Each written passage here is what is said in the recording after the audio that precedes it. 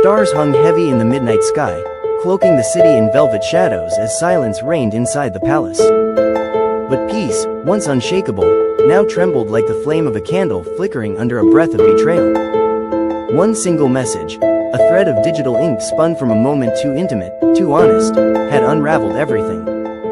"My wife saw your text messages last night," came the voice, low and grave, like thunder murmuring just beyond the desert dunes. And in that moment, it was no longer about what was said, but what it meant. "You were always more than a whisper in the halls of my heart, more than a fleeting muse for the verses I tucked away beneath royal robes. I wrote you into my silences, into the pause between duty and desire. The words I sent, delicate, burning, brave, were never meant to be seen by another. And yet, they were." Last night, her eyes, once soft with trust, found what was hidden. Her silence this morning echoed like marble footsteps in the grand majlis, and I knew the storm had begun. In those messages lived poems not yet written, sighs pressed into syllables, emotions too dangerous to speak aloud. I wrote to you not as Sheikh Hamdan, but as a man stripped bare of titles, searching for solace in a woman who read between my lines. You are the poem I was afraid to recite. I once texted you, because to utter your name is to betray the silence I vowed to keep. But she read those lines now, and her heart heard what I could not unsay. I remember the first message I sent, hesitant yet alive. It was a midnight bloom, a confession wrapped in metaphor, where I compared your voice to the call to prayer, something sacred, something that pulled my soul toward light. Every response from you was a breath I didn't know I was holding. But now, even poetry has become poison. My verses, once a sanctuary, now stand trial in her mind as evidence of emotional treason. The palace, though still magnificent, feels colder now. My wife's presence is regal as ever, but her eyes are strangers to me. They carry the weight of that message, the curve of each word etched like daggers. "So this is where your soul wandered," she said without saying anything. I tried to explain, to weave through the gray, to distinguish affection from desire, art from infidelity, but the lines have blurred, and even I question their intent. I cannot deny the connection we shared. You were not just a recipient of stray thoughts. You became the mirror that reflected my vulnerabilities, the verse that understood my silence. In you, I found a listener when I couldn't speak, a muse when I felt lost in the noise of royal duties. But how do I explain to a wounded heart that emotion does not always seek consummation? That poetry can be pure, even when it dances too close to the fire. "My queen," I whispered to my wife last night, "not every message seeks to steal love from your throne," but her tears said otherwise. And I knew that one text, one breath of feeling set free, had dismantled years of trust. A king may command armies, but he cannot command a heart betrayed. And so I turned to the only refuge I knew, the blank page, waiting for the truth I could no longer speak aloud. I write now with hands that tremble, with words that betray my own uncertainty. To you, my poetic temptation, I say, the bond we had was real, but it must remain buried now. The world I live in leaves little room for mistakes dressed in metaphors. One message cost me the clarity of her gaze, the calm of our silence, the dignity of love that trusted without question. Forgive me, not for feeling, but for letting it grow unchecked. And to my wife, whose soul aches for the man she believed untouched by temptation, I offer not defense but remorse. Not because I acted upon the words, but because I let them exist without her knowledge. Because I let another woman see pieces of me that should have remained hers alone. I would bleed this guilt onto every page if it would restore even 1 ounce of her trust. But some wounds are not meant for bandages made of verses. Now, I retreat into my poetry, not as a celebration of love, but as a requiem for restraint lost. I mourn not only her pain, but the innocence with which I once texted you. My words, which once danced for you, now crawl, ashamed, into the ink.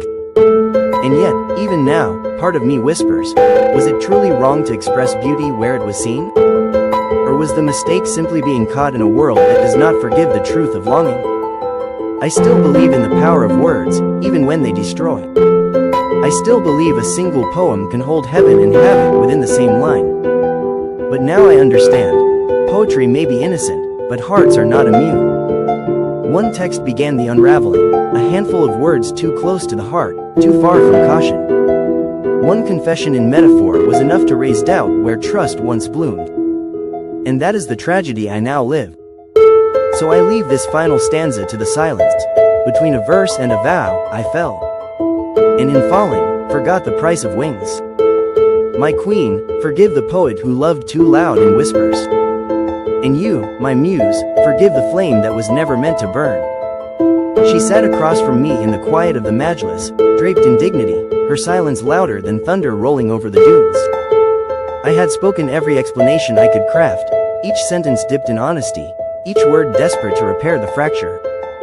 But a queen knows when her crown has been touched by betrayal, no matter how poetic the betrayal may have been. Her grace remained intact, but I could feel her soul pulling away, like the tide slipping from shore. The space between us, once filled with laughter and late-night talks, was now a battlefield of unsent messages and glances that refused to meet. I returned to the place I always fled to in times of crisis, the royal stables. Among the horses, there was no judgment, only the rhythm of hooves, the breath of beasts who did not care who I had texted, only that I remained steady in my presence. Yet even they sensed the heaviness in me. I whispered to one of the mares, she read every word, every line I thought only the stars would see. My fingers trembled against her mane. I was Sheikh Hamdan, yet I felt like a boy caught scribbling secrets in a sacred book. My poetry had become a confession. And confessions have consequences. The worst part was knowing I never intended to cross a line. I only wanted to preserve a part of myself, the dreamer, the romantic, the flawed human beneath the keffiyeh and crown. With you, I found a mirror for that part of me, but what I forgot was that mirrors can break. And the shards reflect more than beauty. And the woman I married, the one I promised never to hide from, now bore the cuts of a mirror I never should have held in someone else's hands. She asked me once, when we were newly married, will there ever be a part of you I don't know? I laughed then, young and sure. I said, you already know all the parts that matter. But last night, her question returned like a ghost. I saw it in her eyes as she stared at the screen, not at the message, but at what it implied, that something sacred had lived beyond the borders of our union. Something beautiful, perhaps. But even beauty can become betrayal when it lives in secret. I tried to remember the exact moment I lost control, when admiration turned to emotional intimacy. Was it when I sent you that verse comparing your silence to a desert sunrise? Or when you replied with, your words make me feel seen? Those were harmless exchanges, until they weren't. Until I started waiting for your replies with a hunger I never confessed, not even to myself. And that hunger, that unspoken craving to be understood beyond duty, was the kind of hunger that can burn empires to the ground. Now the palace is haunted with questions no one wants to voice. My advisors noticed the change, my brothers offered concerned glances. They won't ask directly, respect and fear walk hand in hand around royalty. But I see it. They wonder who she is, this woman who received the words that used to belong only to the queen. And I wonder too, not who you are, but what I allowed myself to become in your presence, a man whose need for poetic connection betrayed the sanctity of the vow. There is a sorrow deeper than scandal, and I feel it in my bones. It is the sorrow of having hurt the one person who believed I would always put her first. My wife, who stood by me through storms, who bore the weight of royal expectations with silent grace, now carries a wound she did not ask for. And I, the one who claims to cherish her in 1,000 poems, became the source of her pain with a few taps of a screen. It is a wound I cannot wrap in rhyme, cannot fix with flowers or apologies. Still, part of me grieves the beauty we shared, you and I, because there was beauty. And it was real. It was the kind of connection that poets write epics about, that historians whisper over scrolls.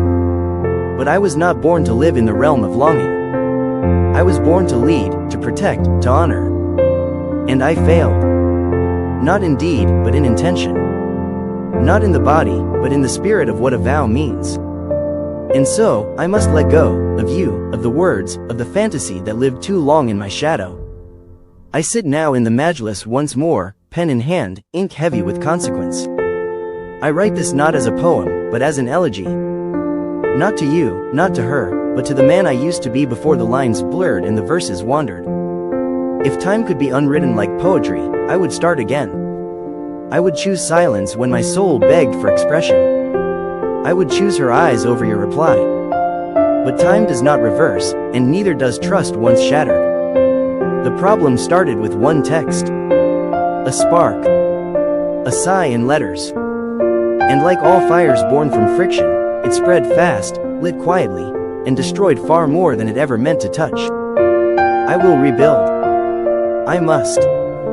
But some parts of me, the poet, the dreamer, the man who thought he could safely love in metaphor, may never return unscarred. And maybe that's the price of a poem that was never meant to be read.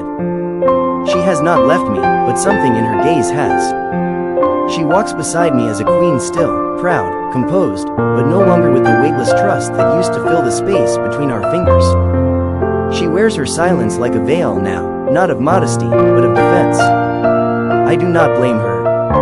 I have turned something sacred into uncertainty. I have made her question whether the home she built inside my heart was ever truly hers alone. And perhaps that is the greatest sorrow of all, to be physically together, yet emotionally divided by a single, unintended truth. I revisit the message sometimes, not to justify it, but to understand. It was not salacious. It was not vulgar. It was poetry, vulnerable, reflective, careful. But poetry, when directed at someone who is not your wife, becomes a blade, even if it was written with a feather. It wasn't just the message, it was the hidden frequency it carried. The intimacy of attention, the softness of language, the rhythm of thought, all of it was a map my wife was never shown, yet she saw it printed clearly in those glowing lines. And once seen, it could not be unseen.